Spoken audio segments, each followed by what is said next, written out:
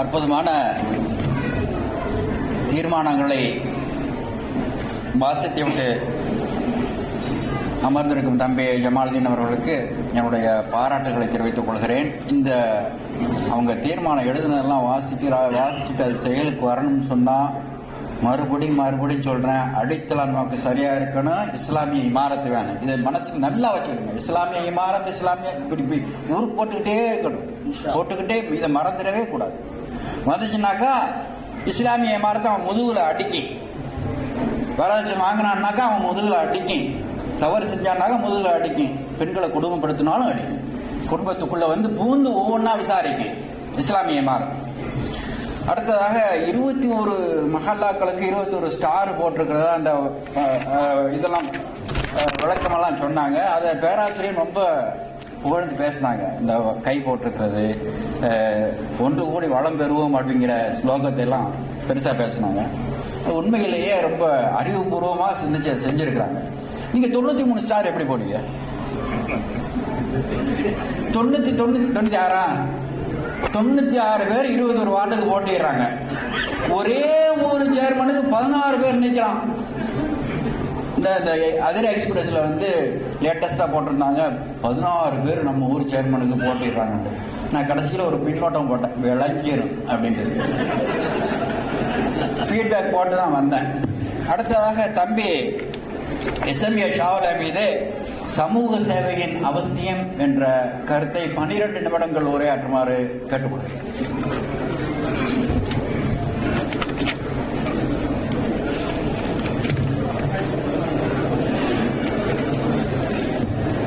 அஸ்ஸலாமு அலைக்கும் வரஹ்மத்துல்லாஹி வபரகாத்துஹு. அல்ஹம்துலில்லாஹி ரப்பில் ஆலமீன் வஸ்ஸலாத்து வஸ்ஸலாமு அலா ரசூலில்லாஹ் சய்யிதுல் முர்சலீன் வ காத்தமுன் நபியீன். அளவற்ற அருளாளனும் நிகரற்ற அன்புடையவனுமாகிய எல்லாமல்ல அல்லாஹுவை போற்றி புகழ்ந்தவனாக எனது உரையை ஆரம்பம் செய்கிறேன்.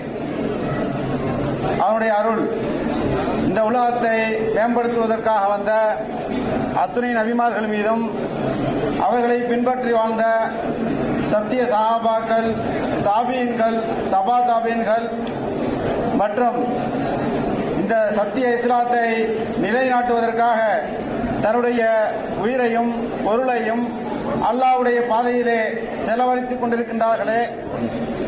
அஸ்ஸலாமு அலைக்கும் சபையோர்களே, சத்தத்தை குறைத்து விடுங்கள். பெண்கள் பகுதியில் இருந்து சத்தம் வந்து கொண்டிருக்கிறது.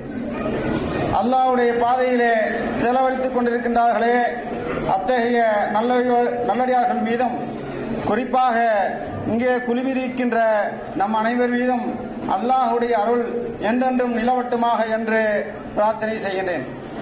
எல்லாம் வல்ல அல்லாஹ்வின் நல்லடியார்களே, இந்த புனிதமான வேளையிலே, இந்த புனிதமான மஜ்லிஸிலே அல்லாஹு தஆலா நம்மை ஒன்று கூட்டியிருக்கின்றான். அல்லாஹுக்கே எல்லா புகழும். பல வருடமாக நம்முடைய அதிரை ஜமாத் ஒன்று கூடாதா என்ற ஏக்கத்திலே இருக்கின்ற பொழுது அல்லாஹு தஆலா இது போன்ற நிகழ்ச்சியினை அல்லாஹு தஆலா நிகழ்த்தி காட்டியிருக்கின்றான். அன்புள்ள சகோதரர்களே, நாம் சமுதாய சேவையிலே எவ்வளவு அக்கறை கொள்ள வேண்டும் என்ற ஒரு தலைப்பிலே எனக்கு கொடுக்கப்பட்ட 12 நிமிடங்களை உங்களிடத்திலே எனக்கு தெரிந்த சில கருத்துக்களை கூறலாம் என்று வந்திருக்கிறேன். அல்லாஹு தஆலா குர்ஆனிலே கூறும் பொழுது பல இடங்களிலே கூறுவான், ஈமான் கொண்டு நல்ல அமல்கள் செய்து. அல்லாஹு தஆலா ஈமானை மட்டும் தனியாக சொல்லவில்லை, நல்ல அமல்களையும் அல்லாஹு தஆலா இணைத்து சொல்கின்றான். காரணம் என்ன? ஈமான் கொண்டு விட்டால் ஒரு முஸ்லிமுடைய பணி நிறைவடைந்து விடுகிறதா? இல்லை. ஈமான் கொண்டு நல்ல அமல்கள் செய்ய வேண்டும். ஈமான் கொண்டு விட்டால் மட்டும் போதாது. ஆக அன்புள்ள சகோதரர்களே, நல்ல அமல்கள் என்றால் என்ன? தொழுகை, நோன்பு, ஜக்காத்து, இது மட்டுமா நல்ல அமல்கள்? சமுதாய சேவை என்ற நல்ல அமலும் இருக்கின்றது. அதை பற்றி நம்மிலே பல பேர் சிந்திக்காமல் தான் உண்டு, தன்னுடைய குடும்பம் உண்டு என்ற போக்கிலே வாழ்ந்து வருவதை நாம் பார்க்கின்றோம். ஆக அன்புள்ள சகோதரர்களே, இந்த போக்கு மாற்றப்பட வேண்டும். தான் உண்டு, தான் குடும்பம் உண்டு என்று வாழ்பவர் ஒரு உண்மையான முஸ்லிமாக இருக்க முடியாது. காரணம் என்ன? ரசூல் ஸல்லல்லாஹு அலைஹி வஸல்லம் அவர்கள் நமக்கு எல்லாம் முன்மாதிரியாக வாழ்ந்து காட்டியிருக்கின்றார்கள். அவர்கள் தான் உண்டு தன் குடும்பம் உண்டு என்று வாழ்ந்தார்களா? இந்த சத்திய இஸ்லாத்தை நிலைநாட்டுவதற்காக தன்னுடைய உயிரையும் பொருளையும் தன்னுடைய நேரத்தையும் அல்லாஹ்வுடைய பாதையிலே செலவழித்தார்கள். அது மட்டுமல்ல, அப்படி செலவழிக்க வேண்டும் என்று சஹாபாக்களுக்கு ரசூல் ஸல்லல்லாஹு அலைஹி வஸல்லம் அவர்கள் கட்டளையிட்டார்கள். அவர்களும் தன்னுடைய உடல் பொருள் ஆவி தன்னுடைய குடும்பம் எல்லாவற்றையும் இந்த இஸ்லாத்திற்காக தியாகம் செய்வதன் விளைவாகத்தான் இன்று நாம் முஸ்லிமாக உட்கார்ந்து இருக்கின்றோம். அவருடைய தியாகத்தின் காரணமாகத்தான் நாம் முஸ்லிமாக இருக்கின்றோம். சற்று சிந்தித்து பார்க்க வேண்டும். அவர்கள் தான் உண்டு தான் குடும்பம் உண்டு என்று இருந்திருந்தால் நாம் இன்று ஒரு முஸ்லிமாக இருக்க முடியாது. அல்லாஹ் காப்பாற்ற வேண்டும். நம்முடைய பேர் குப்புசாமியாகவோ மாடசாமியாகவோ இருந்திருக்கு. அன்புள்ள சகோதரர்களே, அல்லாஹ் தஆலா குர்ஆனிலே சொல்கின்றான், இன்னமல் முஃமினூன இஹ்வா, அனைத்து முஸ்லிம்களும் சகோதரர்கள். ரசூல் ஸல்லல்லாஹு அலைஹி வஸல்லம் பொன்மொழி, குல்லு முஸ்லிமின் இஹ்வத்தன், நீங்கள் முஸ்லிம்கள் ஒவ்வொருவரும் சகோதரர்கள். இன்னொரு ஹதீஸில் ரசூல் ஸல்லல்லாஹு அலைஹி வஸல்லம் சொல்றாங்க, எல்லா முஸ்லிம்களும் ஒரு கட்டடத்தை போன்றவர்கள். ஒரு கட்டடம் எப்படி இருக்குது? பல செங்கல்களால் கட்டப்பட்டிருக்கிறது. ஆக அன்புள்ள சகோதரர்களே, எல்லா முஸ்லிம்களும் ஒரு சமுதாயத்தில் உள்ளவர்கள் என்பதை நாம் ஏற்றுக்கொள்ள வேண்டும். அந்த முஸ்லிம்கள் எப்படி வாழ வேண்டும்? ஒருவருக்கு ஒருவர் உதவியாக வாழ வேண்டும். ஒருவருக்கு ஒருவர் உதவி செய்து கொண்டு நாம் முஸ்லிம்களாக வாழ்ந்தால் இந்த உலகத்திலும் மறு உலகத்திலும் அல்லாஹ் தஆலா நமக்கு தரக்கூடிய ஜன்னத்துல் ஃபிர்தௌஸை தரப்போதுமானவன். அன்புள்ள சகோதரர்களே, நம்மகிட்ட 100 பேர் இருந்தாக்க என்ன செய்யறோம்? நம்ம அதுல ஒரு பேர் கூட சமுதாய சேவையை பத்தி நினைக்கிறது இல்ல. 100 பேர் இருந்தா அதுல ஒரு பேர் கூட வர்றதில்லை. காரணம் என்ன?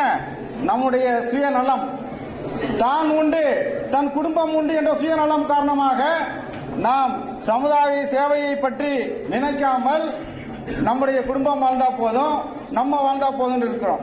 இதை முற்றாக அடித்தொழிக்க வேண்டும். உங்களுடைய நினைப்பு கண்டிப்பாக மாற்றப்பட வேண்டும். இல்லை என்று சொன்னால் அல்லாஹ்விடத்திலே நீங்கள் மறுமையிலே பதில் சொல்லக்கூடிய சமயத்திலே நீங்கள் எப்படி பதில் சொல்வீர்கள்? தான் உண்டு தான் குடும்பம் உண்டு என்று வாழ்ந்தவர்கள் எப்படி அல்லாஹ்விடத்திலே பதில் சொல்ல வேண்டும்? ஆகவே அன்புள்ள சகோதரர்களே, ரசூல் ஸல்லல்லாஹு அலைஹி வஸல்லம் ஹதீஸிலே குறிப்பிட்டார்கள், யார் விதவைகளுக்காகவும் ஏழைகளுக்காகவும் பாடுபடுகின்றாரோ அவர் பகலெல்லாம் நோன்பு நோற்று இரவெல்லாம் தொழுத நன்மையை பெறுகிறார். யாருக்கு இந்த நன்மை? அவருக்கு எந்த நன்மைன்னு சொன்னாக்கா, பகலெல்லாம் நோன்பு நோற்று இரவெல்லாம் தொழுத நன்மை. யாருக்கு? யார் சமுதாயத்துக்காக பாடுபடுறாரோ, யார் விதவைகளுக்காக ஏழைகளுக்காக நலிந்த மக்களுக்காக பாடுபடுகின்றாரோ அவருக்கு இந்த சிறப்பை அல்லாஹ் தஆலா கொடுக்கின்றான், அந்த நன்மையை கொடுக்கின்றான்.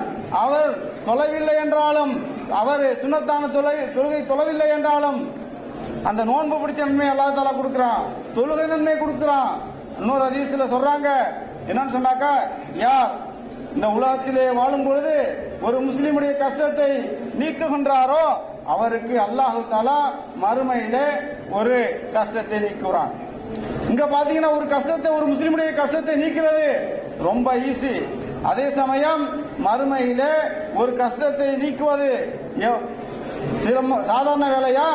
அல்லாஹ் நாடியவர்களை தவிர அல்லாஹ்விடத்தில் யாரும் சிபாரிசு பண்ண முடியாது. அல்லாஹ் நாடினால் ஒழிய ஒரு முஸ்லிமுடைய கஷ்டத்தை மறுமையிலே நீக்க முடியாது. ஏனென்று சொன்னால் நபிமார்கள் எல்லாம் என்னுடைய நபுசே என்று கஷ்டப்படக்கூடிய அந்த வேலையிலே, மறுமையுடைய வேலையிலே அல்லாஹ் தஆலா ஒரு முஸ்லிமுடைய கஷ்டத்தை இந்த உலகத்திலே நீக்கியவருக்கு மறுமையிலே கஷ்டத்தை நீக்குகிறான். இதை நீங்க சிந்தித்து பார்க்க வேண்டும். நம்ம எத்தனை முஸ்லிமுடைய கஷ்டத்தை நம்ம நீக்கி இருக்கிறோம்? எத்தனை முஸ்லிம்களுக்காக பாடுபட்டு இருக்கோம்? சமுதாயத்துக்காக பாடுபட நீங்க இந்த சபையில உறுதி எடுத்துக்கொள்ளணும். ஆக அன்புள்ள சகோதரர்களே, தான் மட்டும் உண்டு அந்த சிந்தனையை ஒதுக்கி வைத்து விட்டு இந்த அதிரை முஹல்லா அனைத்து முஹல்லா கூட்டமைப்பிற்காக நீங்கள் பாடுபட வேண்டும். ஏனென்று சொன்னால் ஒரு அமைப்பை ஏற்படுத்தும் பொழுது 1000 பேர் வருவார்கள். அதே சமயம் ஒரு 6 மாசம் போச்சுன்னு சொன்னா இந்த 1000 100 ஆயிரும், ஒரு வருஷம் போச்சுன்னா இந்த 1000 10ஆ போயிடும். இது எத்தனையோ அமைப்பு நம்ம பார்த்துட்டு இருக்கோம். நானும் ஒரு சில அமைப்புகளில் இருக்கிறதுனால அதை சொல்றேன். ஏன் என்று சொன்னால் சமுதாய சேவை செய்வதற்கு ஒரு சில பேர் தான் முன் வருவாங்க. அந்த விஷயத்தை நம்ம மாற்றணும். நீங்க வந்திருக்கக்கூடிய அனைவரும் நாம் சமுதாய சேவை செய்ய வேண்டும் என்ற நோக்கத்திலே உங்களுடைய நேரங்களை செலவிட வேண்டும். உங்களுக்கு எவ்வளவு டைம் கிடைக்குதோ அதை செலவிடுங்க. அல்லாஹ் இடத்திலே அவ்வளவு நன்மை இருக்குது.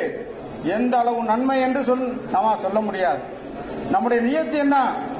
நம்முடைய நியத்து ஏன் என்று சொன்னால் இன்னமல் அமாலு பின்னியாத் என்ற ஹதீஸை இமாம் புகாரி ரஹ்மத்துல்லாஹி அலைஹி அவர்கள் புகாரி ஷரீஃபிலே குறிப்பிட்டிருப்பதை அனைத்து சகோதரர்களும் இங்கே தெளிவுபடுத்தினார்.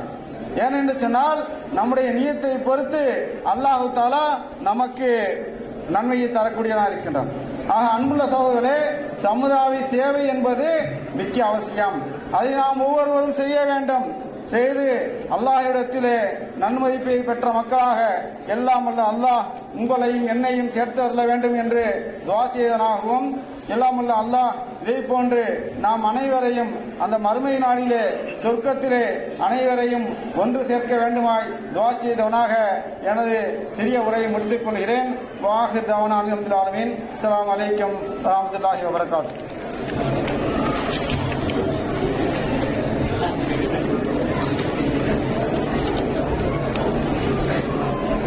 கருத்து கேட்க வேண்டியது டைம் அன்பானவர்களே, முக்கிய அறிவிப்பு.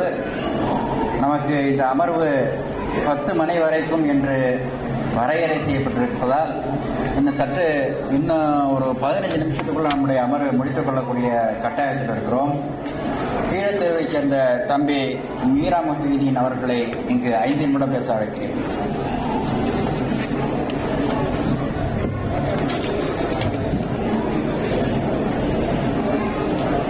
अल्हम्दुलिल्लाह रब्बिल आलमीन अस्सलातु वस्सलामु अला सय्यिदिल मुरसलीन व अला आलिहि अस्हाबिल अजमईन अम्मा बाद फ़क़ाल अल्लाह तआला फ़िल क़ुरआनिल करीम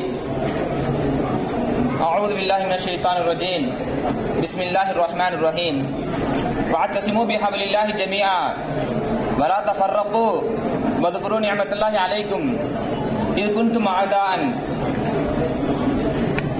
அல்லாஹ் சுப்ஹானஹு வ தஆலா ஆல இம்ரான் என்ற சூராவிலே 103வது என்ற ஆயத்திலே இது குன்தும் அஅதாஅன், நீங்கள் ஒருவர் மற்றவர்களுக்கு விரோதியாக இருந்த சமயத்தில் அப்படிங்கிற ஒரு ஆயத்தை அல்லாஹ் தஆலா சொல்லியிருக்கிறான். ஜாஹிலியாவுடைய காலத்திலே, நபி ஸல்லல்லாஹு அலைஹி வஸல்லம் வருவதற்கு முன்பாக ஜாஹிலியாவுடைய காலத்திலே அவங்கள் தாண்டோண்டித்தனமாக மக்கள் வாழ்ந்து கொண்டிருந்தார்கள். தன் கோத்திரத்துக்காக வேண்டியும் தன்னுடைய கோதிலே மூழ்கினார்கள். எப்படிப்பட்ட கோபம் என்றால் அவர்கள் தன்னுடைய குழந்தைகளை கூட கொலை செய்யக்கூடிய அளவுக்கு ஜாஹிலியாவில் அவர்கள் மூழ்கியிருந்தார்கள். ஒரு போர் நடந்தது, தொடர்ந்து 40 வருடங்களாக ஒரு போர் நடந்தது. அந்த போருக்கு ஹர்பே புசூஸ் என்று சொல்வார்கள். அந்த போருடைய 40 வருஷத்துடைய நடந்த முக்கிய காரணம் என்னவென்றால், ஒரு கபிலாவுடைய ஒரு கோழி குஞ்சு மற்ற கபிலால போய் சாப்பிட்டுருச்சான். அதனால அந்த கபிலாக்குள்ளே சும்மா வாக்குவாதம் வந்து, பிறகு கைகலப்பு வந்து, பிறகு வால் வரை போய் 40 வருஷங்களாக அந்த போர் நடந்திருக்கு. இதனை ஏன் தொடர்ந்து நினைச்சுன்னா அவங்களுக்கு ஒற்றுமை இல்லாம, விட்டு கொடுக்க தன்மை இல்லாம அவங்க வந்து ஜாஹிலியா மூழ்கி இருந்தாங்க. நபி ஸல்லல்லாஹு அலைஹி வஸல்லம் அவர்கள் மதீனாவுக்கு போவதற்கு முன்பாக அவுஸ் ஹஜ்ரஜ் கூட்டத்தார்கள் பல வருடங்களாக இந்த கோத்திரத்துக்கு நம்ம சண்டை போட்டு இருந்தாங்க. எப்பொழுது நபி ஸல்லல்லாஹு அலைஹி வஸல்லம் அவர்கள் ஹிஜ்ரத் செய்து மதீனாவுக்கு போனாங்களோ அவங்க போய் தான் இவங்க இந்த 2 கூட்டத்தை ஒண்ணு சேர்த்தாங்க. அந்த ஹஜ்ரஜ் கூட்டத்தார்களை யாரு பெரியவங்க இறந்து போறாங்களோ அந்த இறந்து போகக்கூடிய முன்னாடி வசீத் செய்வாங்களாம். நம்ம எல்லாம் இறந்து போகும் வசீத் என்ன செய்வோம், நான் வந்து இவருக்கு கடன் கொடுக்கணும், இந்த கடனை நிறைவேற்றிடுங்க, இந்த பொருளை நீங்க இவருக்கு கொடுத்துருன்னு நம்ம வசீத் செஞ்சு மூத்தா போவோம். ஆனா அவங்க என்ன செய்வாங்க, இவனுக்கு விரோதி இவன் தான், நீ இவனை வந்து நீ கொலை செஞ்சிரு, இவங்க நீ பழி வாங்கிருன்னு சொல்லிட்டு அந்த வசீத் செஞ்சு அவங்க மூத்தா போவாங்க. அந்த அளவுக்கு அவங்க வந்து ஜாஹிலியாவுல ரொம்ப அடாவடித்தமா இருந்தாங்க. அந்த காலத்துல நபி ஸல்லல்லாஹு அவங்களுக்கு போய் ஹிஜ்ரத் செஞ்சு மதீனா ஹிஜ்ரத் செஞ்சு போய் அவங்களுக்கு ஒற்றுமைப்படுத்தினாங்க. இது போல பல கபிலாக்கள் அந்த ஜாஹிலியாவுல மூழ்கி இருந்தாங்க. இதே போல பனு குறைலா, பனு நுதர் கபிலாக்களும் இது போல பல வருடங்களாக சண்டை போட்டிருந்தாங்க. இதே நபி ஸல்லல்லாஹு அலைஹி வஸல்லம் வந்து நுபுவத்துக்கு பிறகு மதீனால போய் அவங்களுக்கு மத்தியில ஒரு சுமூகத்தை ஏற்படுத்தி வச்சாங்க. இதனை ஏன் வந்துச்சுனாங்க, அவங்களுக்கு ஒற்றுமை இல்லாமையும் அவங்களுக்கு தீன் இஸ்லாம் இல்லாமையும் ஆனா இப்பொழுது நபி ஸல்லல்லாஹு அலைஹி வஸல்லம் எல்லா தீனையும் ஒற்றுமைப்படுத்தி குர்ஆன் ஹதீஸ் எல்லாம் நமக்கு தெளிவா தெரியுது. அப்படிங்கும்போது நம்ம எல்லாம் அந்த குர்ஆன் ஹதீஸை பிடித்து கொண்டு ஒற்றுமையா நம்ம இருக்கிறதுக்கு அல்லாஹ் தஆலா உதவி செய்யணும்.